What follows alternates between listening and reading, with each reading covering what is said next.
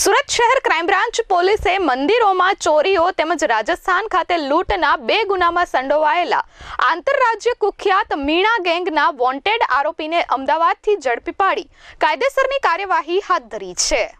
સુરત શહેર crime branch પોલીસે મંદિરોમાં ચોરીઓ તેમજ રાજસ્થાન ખાતે લૂંટના 2 ગુનામાં સંડોવાયેલા આંતરરાજ્ય કુખ્યાત મીણા ગેંગના વોન્ટેડ આરોપીને ઝડપી પાડી કાયદેસરની કાર્યવાહી હાથ ધરી છે। પકડાયેલા આરોપીએ પોતાના સાગરીતો સાથે મળી તારીખ 6/2/2025ના રોજ વેસુ પોલીસ મથક વિસ્તારમાં મંદિરમાં ચોરી કરી હતી।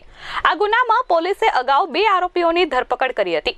મેંદિયા ઉર્ફે મહેન્દ્ર ધર્મા મીણા અને ભાણિયા ઉર્ફે રાજુ ધર્માની ધરપકડ કરી હતી। પકડાયેલા આરોપીઓની પૂછપરછમાં તેને જણાવ્યું હતું કે તેના વતનના સાગરીત રોહિત અને લક્ષ્મણ નામના ઈસમો સાથે મંદિરમાં ચોરીની ઘટનાને અંજામ આપ્યો હતો।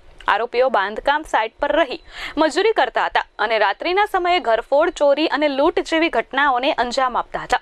આ દરમિયાન ક્રાઇમ બ્રાન્ચની ટીમને બાતમી મળી હતી કે વેસુ પોલીસ મથક વિસ્તારના મંદિર ચોરીના ગુનામાં સંડોવાયેલો આરોપી લક્ષ્મણ મીણા હાલ અમદાવાદ શહેરના નરોડા વિસ્તારમાં આવેલ હંસપુર ગામ નજીક નવી બંધાતી બાંધકામ સાઇટ પર મજૂરી કામ કરી રહ્યો છે, જેથી પોલીસે આરોપીને ત્યાંથી ઝડપી પાડ્યો હતો।